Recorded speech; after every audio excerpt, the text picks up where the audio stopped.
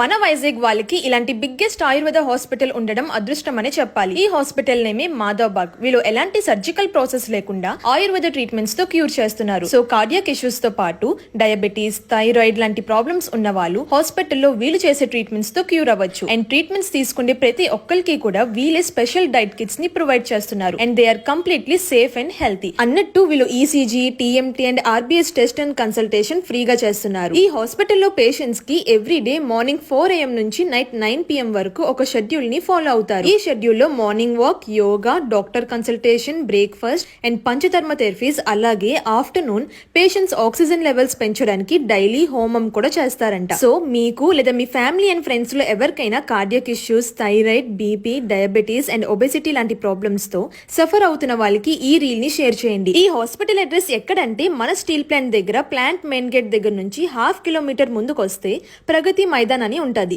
దాని పక్కనే ఉండే AMT జెడ్ లోని ఈ మాధవబాగ్ హాస్పిటల్ ఉంటది.